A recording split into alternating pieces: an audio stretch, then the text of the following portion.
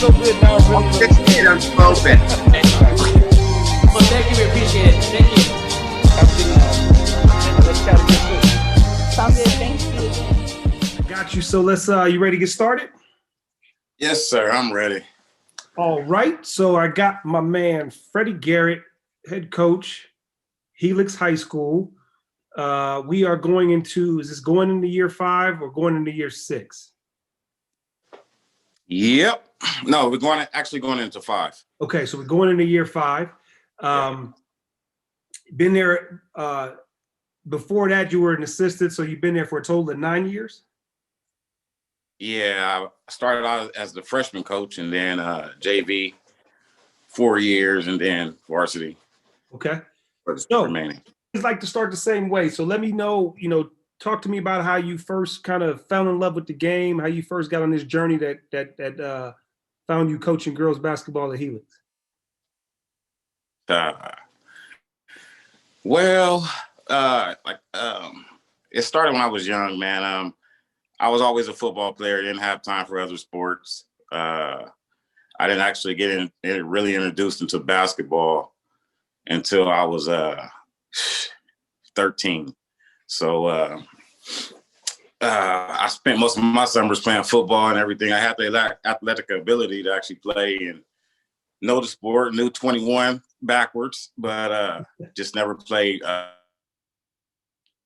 When I actually got into it, I loved it. At 14, it was a year right before my freshman year in high school. So did pretty good in rec ball and got accepted to the little AAU team. And Coach Chill, probably know him, grabbed me on and took me under his wings, and I liked his style. And from there, just started loving basketball and everything like that. And by 19, I was coaching. And I was also coaching football too, Pop Warner. So just the love of kids, being out there, making a better day for them the next day, the struggles as a kid growing up. Did you start with girls, or did you start with boys? Nah, actually, it was co-ed at the gym that I actually coached at. It was Paradise Hills. Coached 20 years, co-ed. It was always I always had like 1 or 2 girls on my team. And so I really didn't, it was really never a difference. My defining moment when I had like 4 girls and I played, who was playing in the league over at Skyline, and Coach Pat had seen me.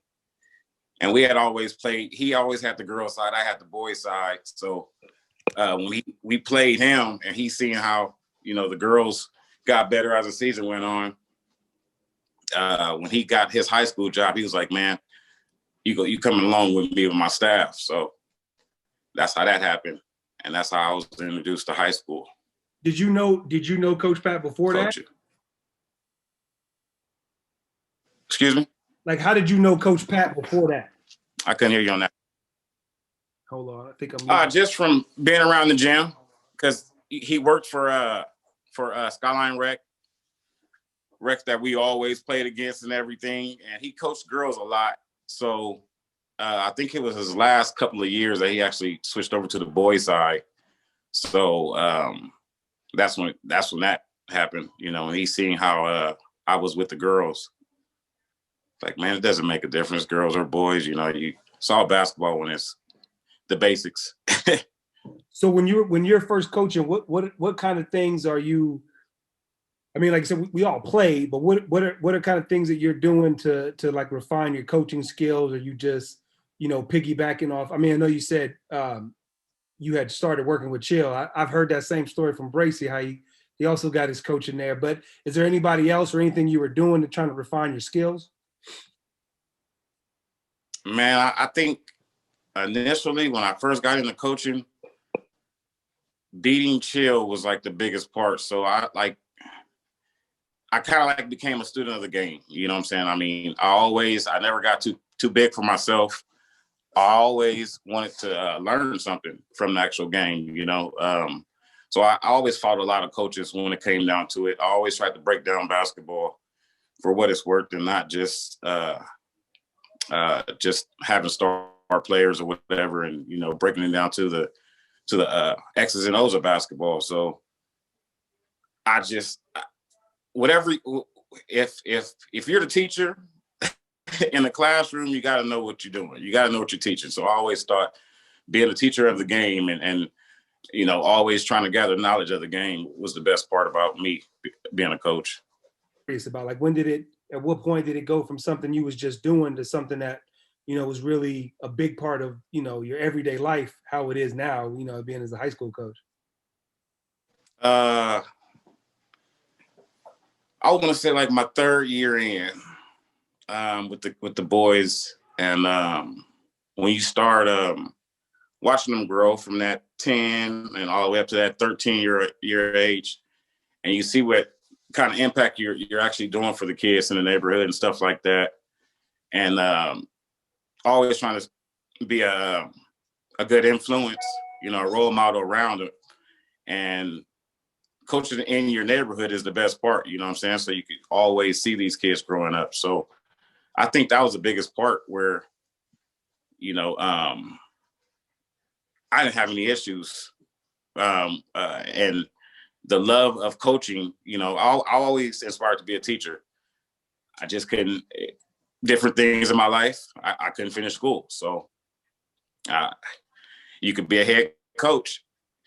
My ultimate goal was to be coaching college, with that degree and all that, but it's not over yet. But you are a teacher, degree or not, or, working in a classroom or not, you definitely are a teacher. That's just that's a part of the trade. What impact did your daughter playing? Did that change you getting into coaching, or like what impact did her playing basketball have on you coaching? I know for me, like for a lot of people, sometimes it makes you want to coach more. Sometimes it makes you want to, step back and just watch. How did that affect you as she started to get older as a player? Oh, man. Well, as a coach, you always want to push them, but then as a father, you always want to sit back and let them love the game, want to play the game. I was pushed into football earlier, and I was tired of football by the time I got to high school, even though I still wanted to actually play, but I knew the time and dedication that it took to put into it. You have to put in the time. So after about 8 or 9 years old, I waited, and she actually started loving the game.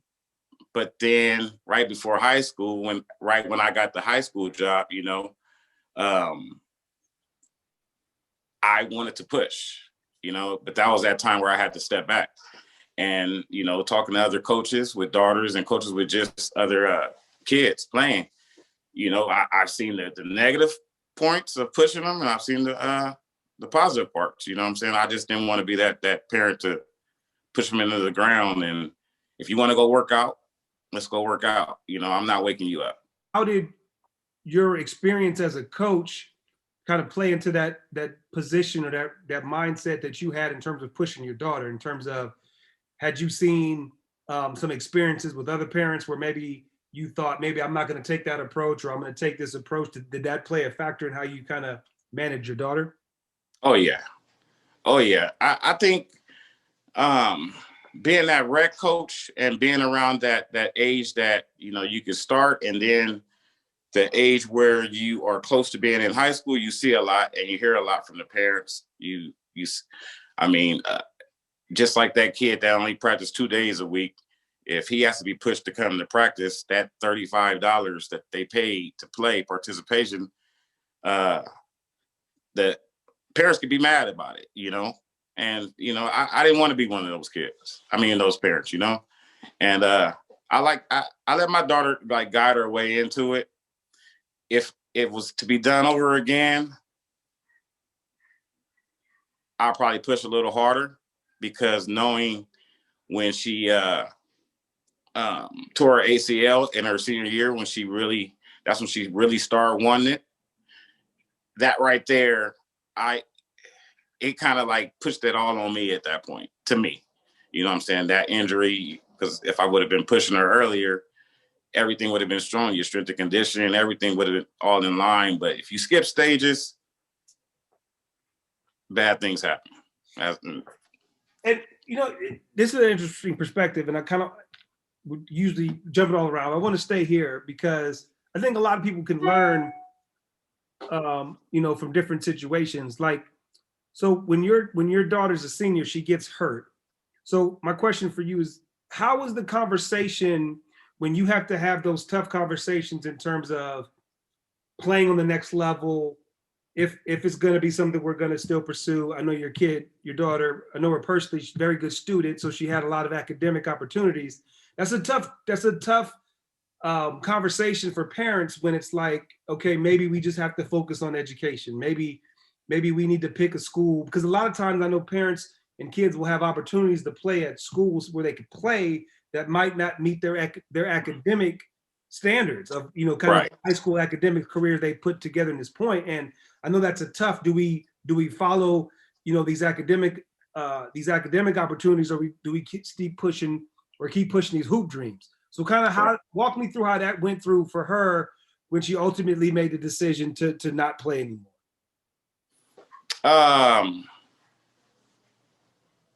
I think that senior year, the off season is when it actually happened. So trying to get ready for the year and trying to make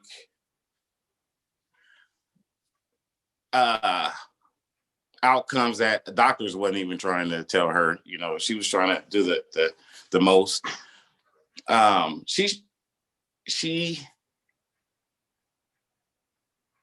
think if you don't have that drive, you're not going to just get that drive.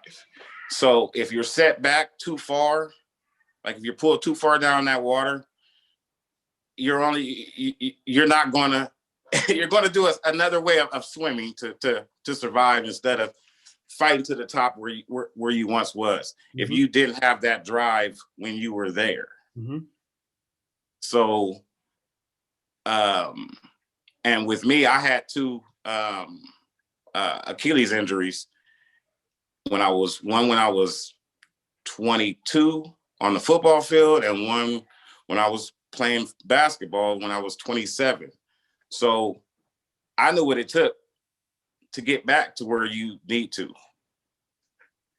If I don't see it in you, it's self-explanatory when it comes to that. And, we talked about it. She could have tried out at the school that she actually went to, but, her dreams had changed. So it was easy for me. And I think that's important that, based off of what you're saying, you let it be her dreams. And I think a lot of times what happens is the influencers, they get it blind on whose dream it is. And you have to, it's hard for people to step back and realize you can't want it, you can't want it more than the kid wants it. So it's like you said, it's a fine line between pushing, right? But then still not pushing them to something that you want and maybe not necessarily they want. And it's not something that's easy to navigate. It sounds like, you guys did it. I can't imagine this is as easy as you making it, right? Or is it that easy for you? Nah, it wasn't. It wasn't. But, being an athlete and knowing your daughter, you just gotta know that person, I'm not that kind of stickler type of person anyway, so there ain't no way I could have been on my daughter, so whatever she decided, I was gonna be 100% behind her. And on the flip side though, I feel like, knowing you and seeing her and you that year, she almost, she kind of became a coach, with you, on the bench. So how was that? You probably actually spent probably more time than you would have if she was playing, just sitting on the bench, having those moments that I'm sure that you can look back on and cherish, just conversations, little inside jokes, just sitting on the bench with you. Man, I think that was a point where she started understanding the game. And that's why now, every year she's waiting for me to call her and ask her about being, because she's already put that step forward to say she wants to coach. She wants to be that person. So I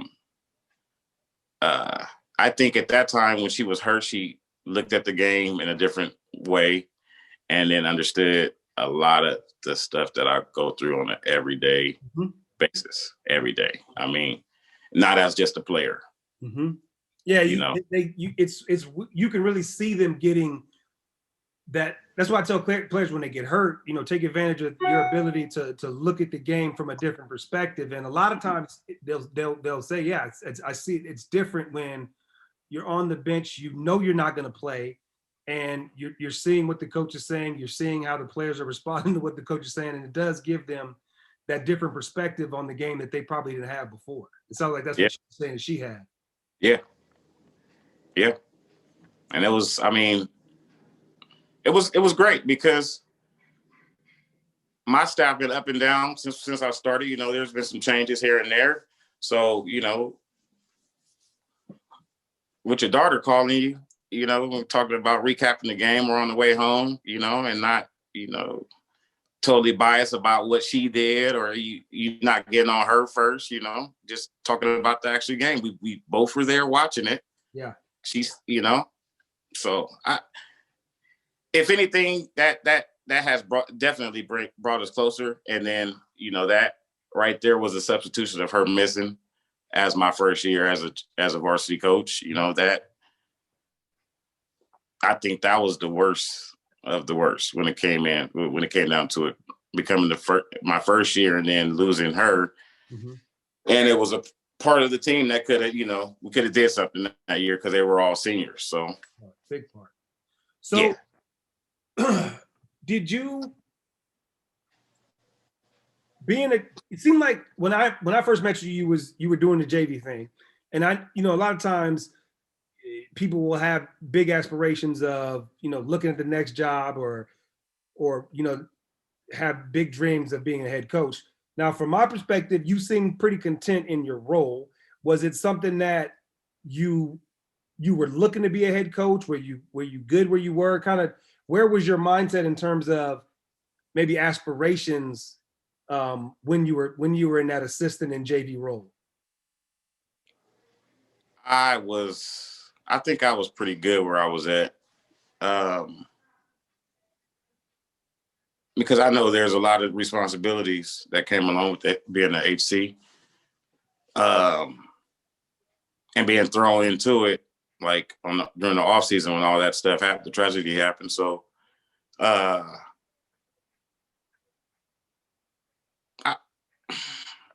you just got to be ready for the war. I mean, you know, it wasn't even about a question. I wasn't letting nobody else take the job, you know. So it was like, Freddie, you get ready for it, or shut up and whoever becomes a head coach, you know, still run your JV. But ultimately, I wanted to be a head coach, you know.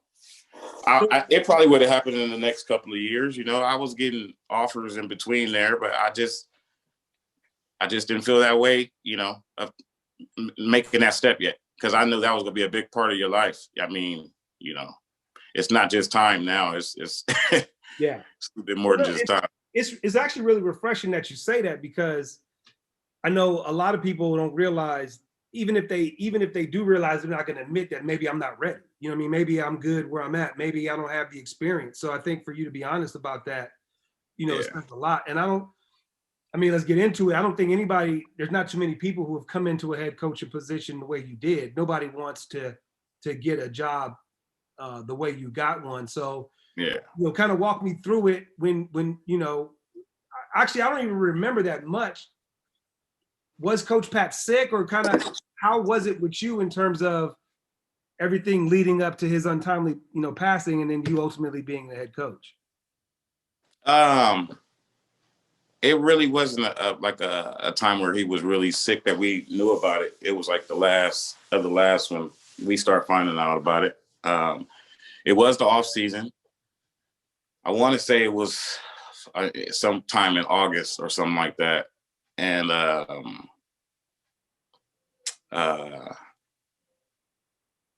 it happened, and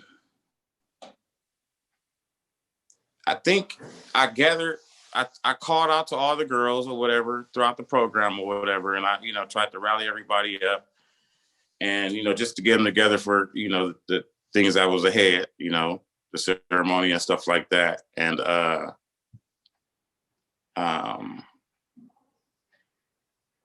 when I want to say about a week later,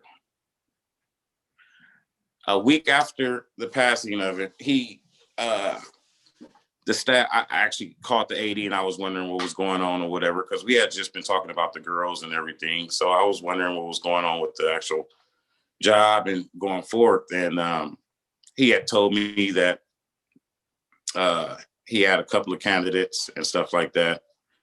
I would have to interview for it. So I went on and did that process and came out with the job or whatever. And I was left with his freshmen that he had, the leftover freshmen that he had from the 9th grade year. Mm-hmm. So they were seniors that year. And, the year before was an up and down season, I think that was the first year they start putting divisions on different things. So we were in Division I. I think we won 6 games. The biggest part was just getting through that season, man. I mean, that season was pretty cloudy, when it came down to it. And then with just the big part of, my daughter not being able to play, Coach P gone. So I was like, man, just get through it. That was a talented group of seniors, right? That was Danielle's senior year, right? Danielle and Cam. Cam senior year, okay. Yeah. Talia, yeah.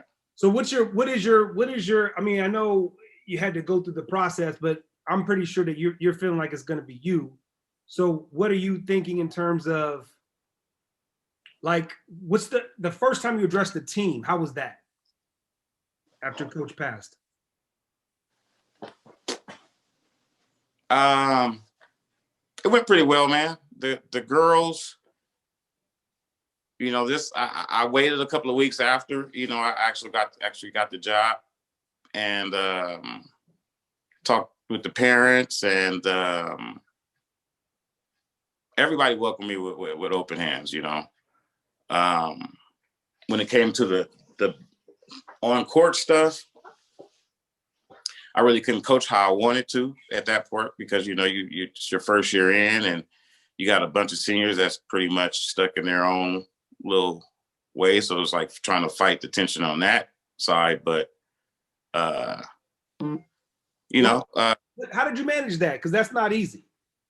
So you're saying that you kind of had to be a little bit different than you wanted to be, just because you're almost having to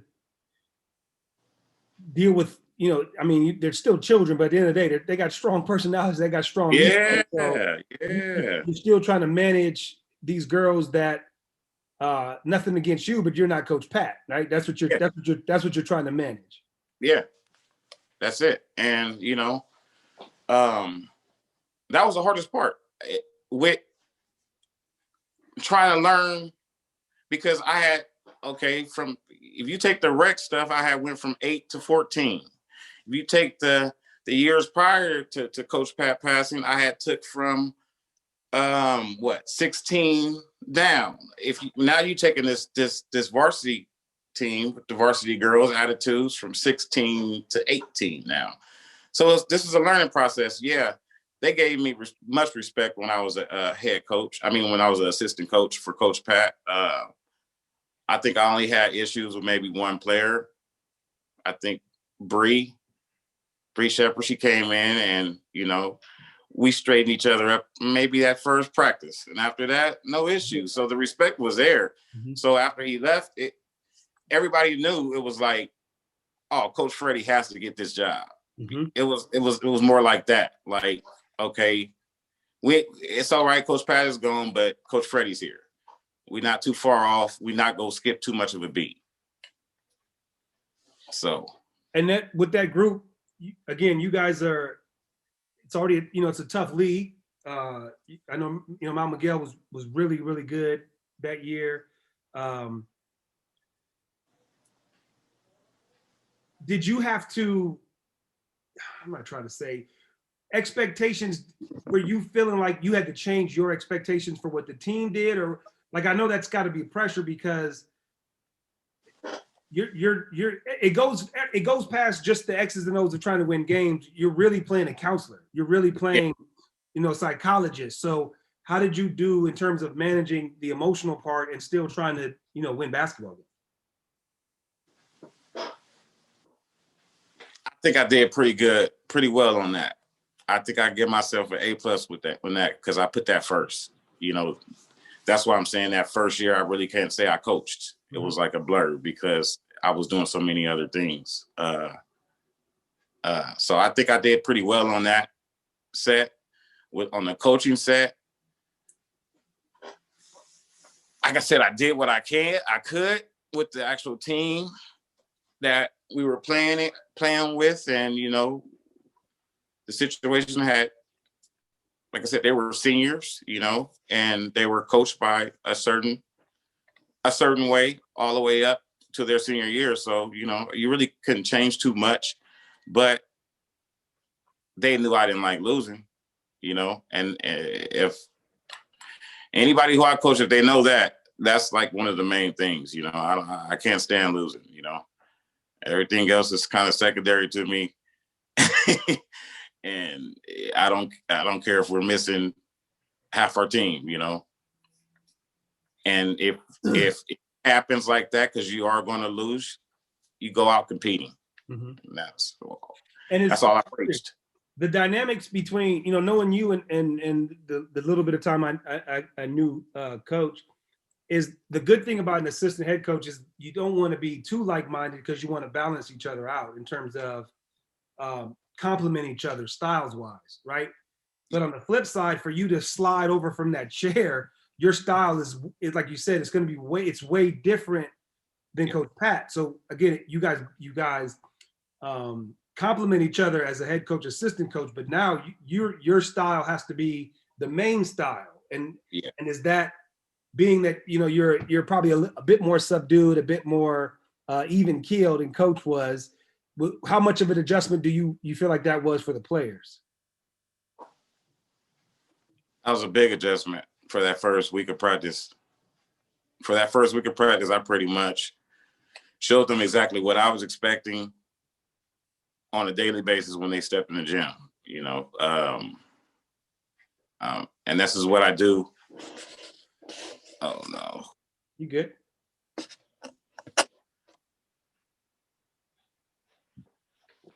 Yeah. My expectations, I try to give that to the parents and everything from the start. And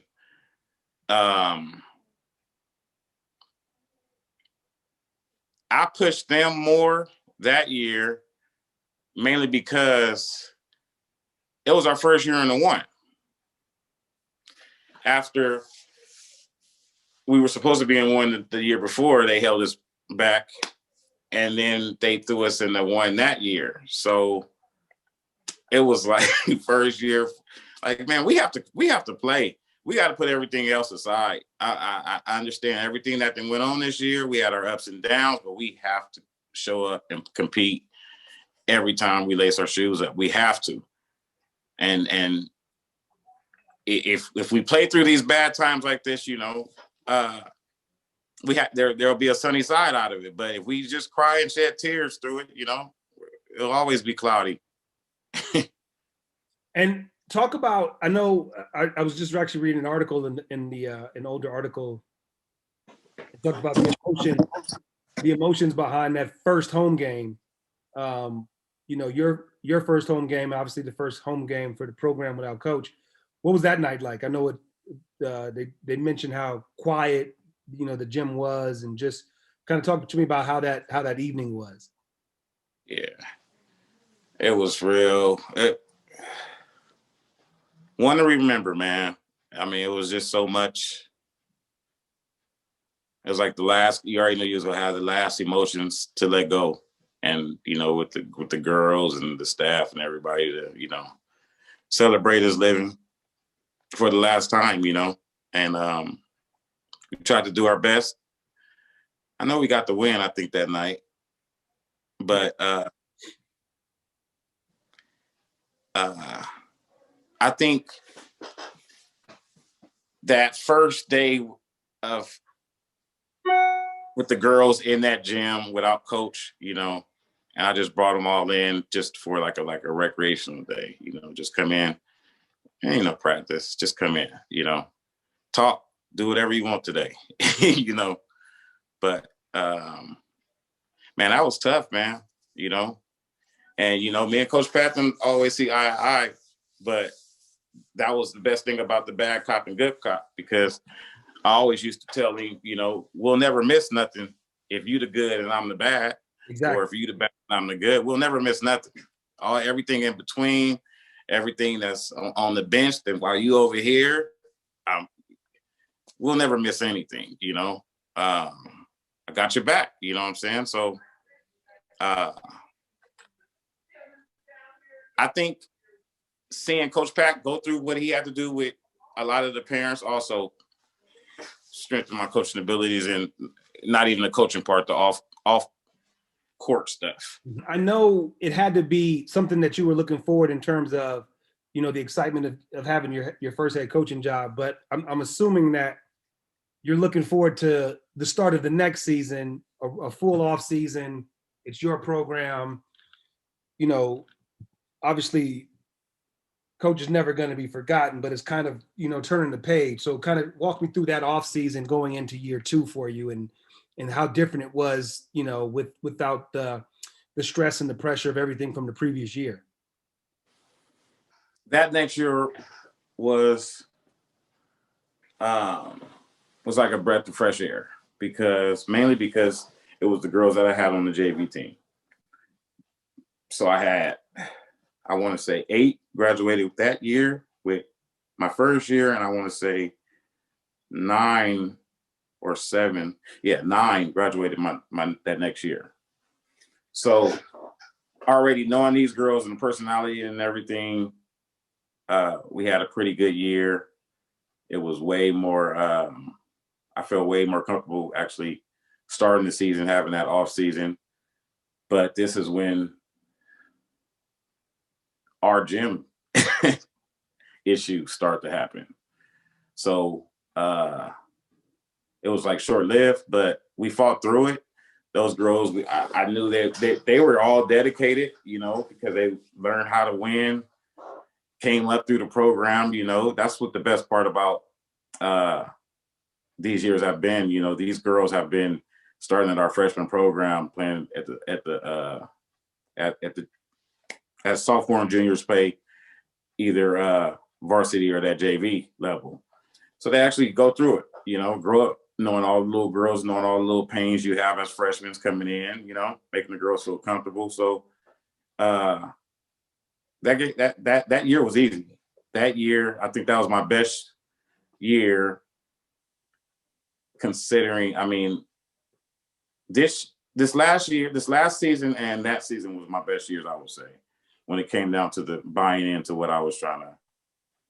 And for those that don't know, explain kind of what was going on with the gym, because that's a challenge that it cannot be easy to deal with when trying to put together a schedule and practice. And so, just for those who may not know, what was the issue with the gym?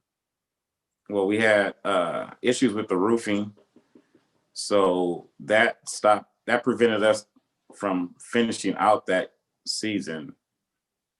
No, we finished out that season, and then going into the next season, we didn't have the gym, and the construction went on we were out of the gym for 2.5 years. So this included 3 off seasons, which thank God I had, some people at the Rex that where I coached.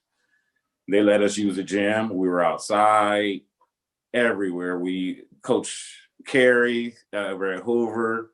We've been at a lot of gyms, and it happened all the way up to this year right here. you know, and our gym was just fixed. And now can nobody get in the gym? The last man, Irony, right? Oh my man, I try not to let all of it get to me because I've been through so much, you know. And now it's kind of like funny, you know. It's like, what else can they throw at me? Yeah, what else? What's next? You know what I'm saying? What's next? Oh, you gonna take a season? It's crazy, man. I mean, that gym alone, you know, and then having it only a season and maybe a quarter of my whole career there, the 5 years. That's a hassle by itself, man. Trying to keep girls, they see everybody else practicing their own gym. Just say that. You know. Well, I think it probably puts you in a better position to kind of deal with what's going on now with in terms of, you know, trying to find outdoor stuff to get along, or not being able just to meet. Like, everybody's kind of where this is kind of old hat for you in terms of what everybody else is dealing with right now. Yeah, pretty much. You know, once we got into the summertime, I already kind of knew something was going to happen when it came down to the season or whatever. But man, it's just funny. It's just funny. I think Christmas is when it really hit me, when, you know, you don't have to wake up that next morning for a tournament. Mm-hmm. You know, and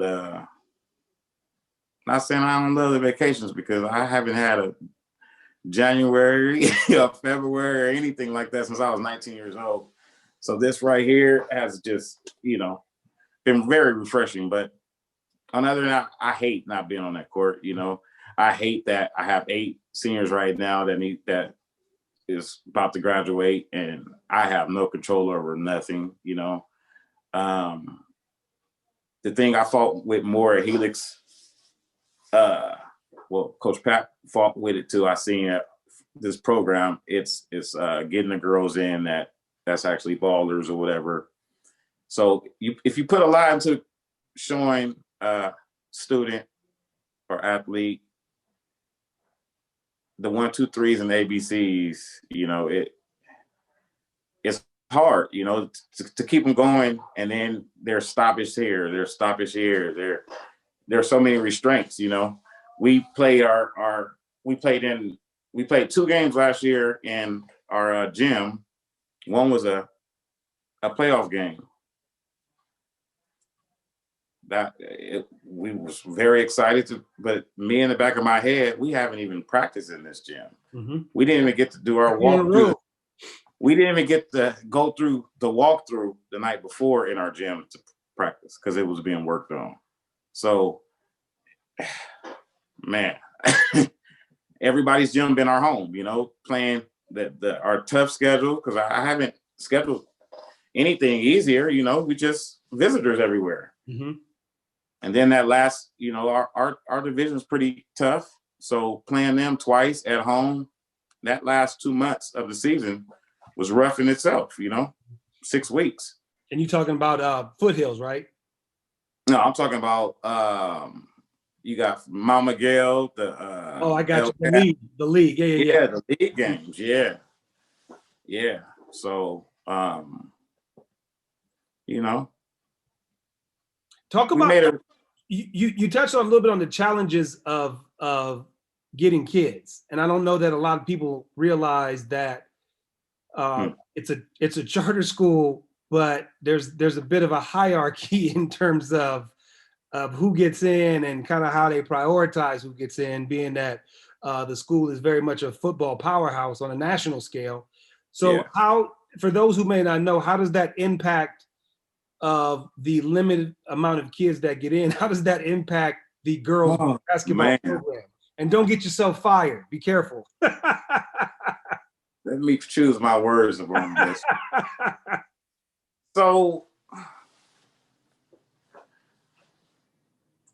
I could just start and leave it with, a lot of people don't know if I live around the corner and I don't have any kids, I mean, if I'm not coaching at Helix, I have a child that wants to go to Helix freshman year. I apply. For this kid that lives right around the corner, he has a 30% chance of getting in. The percentages will fall all the way down to 3%. So it's an open lotto. And I haven't won yet. The lotto for transfers, the same thing. 10th, I used to think 10th grade should be easier. There's a lot of people waiting from that 9th grade year because they didn't get in the 9th grade year. Transfers, football seasons at the beginning of the year, they may be more liable to get that transfer before basketball season happens. It's tough. Since I've been the head coach, there's been at least 6 girls that's been actually wanting to come to Helix and didn't get in. So that's why it's so hard to see girls leave, you know what I'm saying? That for different reasons, So I just fight, man. I mean, you got to coach what you have, So when it comes down to the recruiting stuff, I know recruiting is a part of coaching. Some coaches will think different or whatever, but it is. I can't recruit. It doesn't mean no. I look stupid at the end with parents saying I didn't get in. Mm-hmm. And what can you do? I can't do anything, So I love the job. I always want to, get on to one staff, one program, and just try to build it and keep it and stay, become a powerhouse. You know what I'm saying? But it's just hard, But once you start thinking about that, you're done. Well, and it's you say that, and it's to your point. You guys had a really good year last year. I know it didn't end, the way you wanted it. You had a really tough schedule. You had some solid wins. Had a couple close losses. Played Mount Miguel really, really tough at their place. I think you lost by 6 or 7.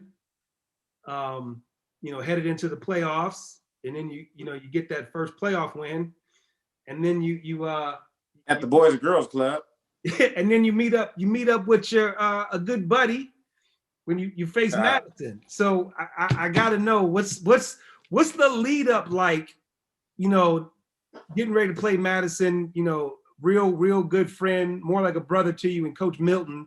He's the champ. He won like 5 or 6 straight. We went through a lot. So kind of, what's it like? I mean, you want to win. We all want to win, but it's different. And it's when you're competing against your brother, what's that like? Yeah. Well, somebody's got to lose.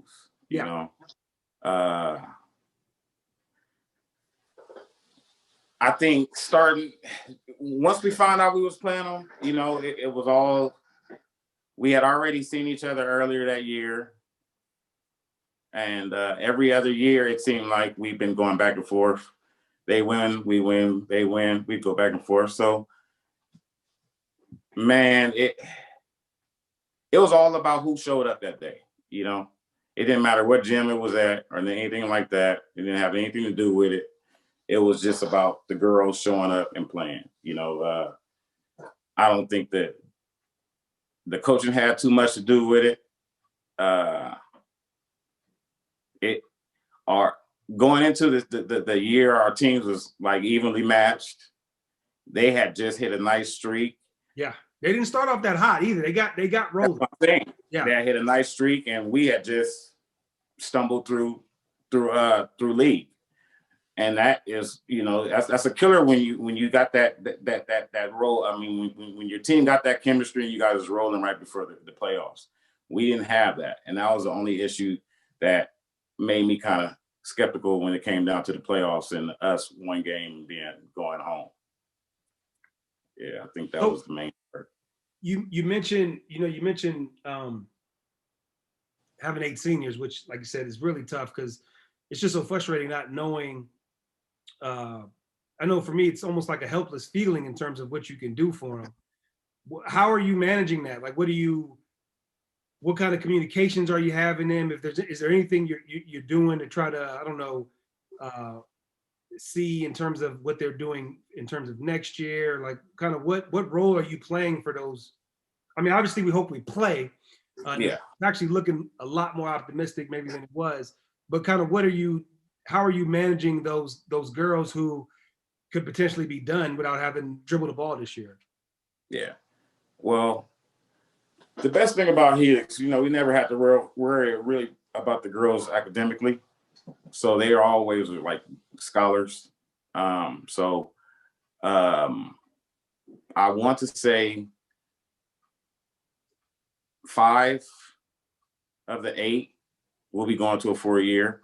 And this is the thing that we have like every year. Last time we had the 8 seniors, 9 seniors. Once again, we had 6 of them that was going to 4 years, but wasn't playing basketball anymore. A couple of them stayed around for the community ball, but most likely it'll be 3.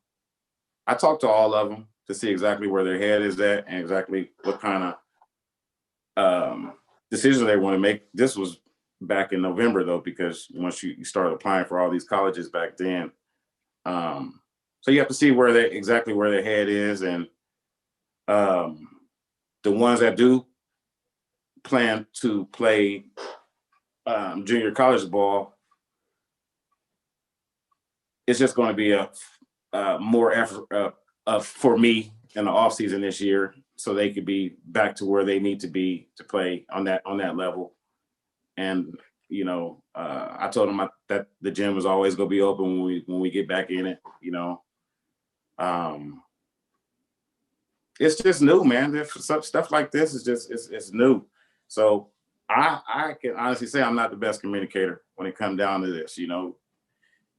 I'm glad I have a staff. I do talk with the girls of the program, and it's just tough times, man. For people that's usually open. I mean, they know me and they know I want to practice real bad. And if anything, I close myself off because of being frustrated. You may get an email from the school one day, and you may get a email from the CIF the next day. So you really can't. You have to gather more information before you relay it to them, before you become that questionnaire. Like you're riding the I know for me, it's like riding a roller coaster of, okay, it's looking good. Then it's like, oh, it doesn't look like it's going to happen at all. And then it's like, and to your point, you don't want to keep constantly telling them everything because, they can't, they're not built, most of them aren't built emotionally to handle that roller coaster of, are we playing? Well, you said yesterday, you said we was going to play, and now you're saying you don't know. And it's like that really puts us in a tough spot. And I know the biggest thing is there's nobody that can relate. Like there's nobody who can say that how it was when they went through this, because this is all brand new for everybody, there is no mentor that any of us is leaning on in terms of getting advice for this type of stuff. That's it. So you gotta tackle it day by day. And if you don't have patience, you wouldn't survive this anyway. Definitely. Ain't that the truth? We've tried to work out throughout all of this or whatever, but stuff have been called out. There's different rules in the gross little thing that people get around or whatever the case. But are you practicing? And even I know for you, again, I'm not trying to make this a negative about football, but I'm sure for you, again, it's football. It's like coaching girls basketball at the University of Alabama. It's gonna be secondary. So I'm thinking for you guys, everything is still gonna be initially geared to getting those guys back on the football field as soon as possible. And then, we'll trickle down to what happens with you guys, boys and girls basketball, after we figure out this football stuff. Is that kind of the sense or the feeling it is? That's the feeling from the first, because I know how much football is important to a high school period. And it's the first sport. So if that sport don't take off, then nothing else is pretty much going to take off. That's what I told my kids. I said, if you want to know if we're going to play, you need to watch for football. Because if they don't play football, we're not going to play no basketball. That's as simple as that. Period. And that's just, I'm pretty much a realist when it comes down to stuff like that. You know, of course, I still try to put my schedule together on who we want to play or whatever, just in case. But man, you just don't know, you know, and lying to a kid is the worst thing. I'm not lying to no parents. All we're going to get when the workouts do start is questions. So I want to be ready for those answers, you know, and not looking like the weatherman. Mm-hmm. 2 or 3 kids that, you know, we need to be looking out for that are going to be key. Their success will be key to your success coming up this season. We'll have our point guard, Lanaya. She'll be ready for her senior year. It's just been a learning process with her. Becoming that facilitating point guard instead of just trying to score and stuff like that. It's going to kill me this year from not being able to, you know, try to get these girls with new moves added on to their little repertoire. Our shooter, Selena, should be a high one to be on that list too this year. You know, she shot a lot of balls last year, hit a lot of threes, but also shot a lot of bad ones. So it's just going through film with her and just trying to pick out the good shots and the bad shots, and when to drive and when to give it up, stuff like that. We have Simona. She's also a senior too, and she's gonna be pretty much a utility player this year. We're gonna put her in everywhere, and we got a nice core group of girls. You know, we lost one, but we're gonna put it together. We always found a way to fill in when one of the players was missing last year, and this is something that a lot of people didn't know. Like we only had our starting center last year for 4 games. So, and then we lost her for the rest of the season. So it was a process trying to find the 5. It was just a process just trying to find rhythm with the type of game I want the girls to play, you know. How would you describe that style? Like what would be, if you have all the horses that, you know, the best roster that you could imagine, what kind of style best fits, or, you know, how would you describe the style of play that you want to play?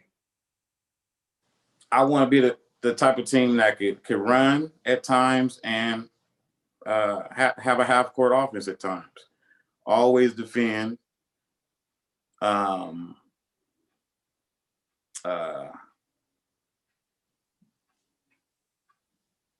always have to go back to just, you give me 5 bodies out there that will compete, you know, and buy into what we're doing on defense. You know, that's the whole thing about having a girl or a player that's not haven't played that much basketball, because after you teach them how a player works, you have to show them now what a player does in situations. So that's the biggest part, you know. So we go through a lot of film, and we try to, you know, correct our mistakes and stuff like that, you know. But last year as juniors, I think we went all the way until somewhere deep in league about, you know, calling out the girls saying triple threat, you know. So it's the constant thing, you know, and as a coach, you can get frustrated, especially, you know, if it's repetitive. It's repetitive, you know. I always used to hear Coach Pat say stuff, man, I feel like I dreamed something, I said it, and I said it again, and I'm here again saying it again, you know. So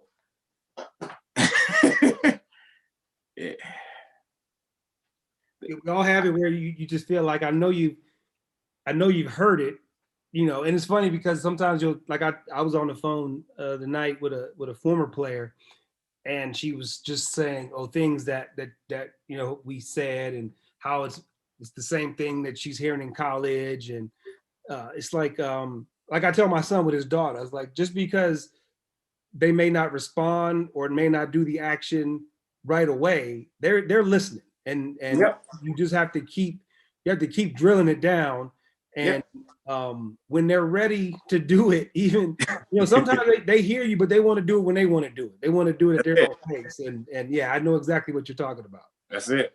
And that's 16 to 18. Exactly, just like raising children. So right. Yeah, but I am glad that we finally caught up. I think your story is one a lot of coaches can learn from. Again, like I said, you didn't get the head coaching seat by conventional methods, but you were up for the challenge, and you've definitely, you've done the program and done Coach Pat proud in because you've been a head coach since I've been here. So all I know is you as pretty much, I think we played each other one time. We were both assistants.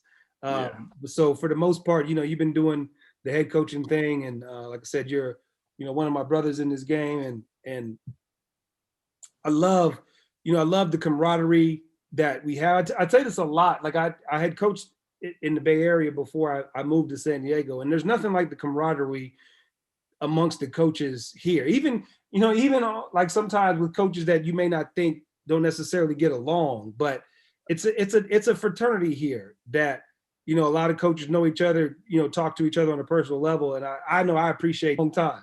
Man, it's amazing stories, man. And for us to grow up and see each other prosper like this and see our kids, Bracy got my godson. He got my goddaughter. I mean, he has my daughter as his goddaughter. I love it. You know what I'm saying? Like you said, I just met you, 8 years ago, you're like a brother now, it's good, man. I mean, coaching in San Diego, I love it. I've met a lot of people, good people, and I respect a lot of coaches here in San Diego, and they all get my love, but we gonna be fighting in Helix. I don't care who we have. Well, I love to hear. So want to tell you, keep it up. Proud to call your friend, proud to call your brother, and I'll hit you up on this chat here in a few minutes. Hey, good luck with everything, man. You're doing a great job. Appreciate it, Fred. I'll talk to you soon, man. Yes, sir.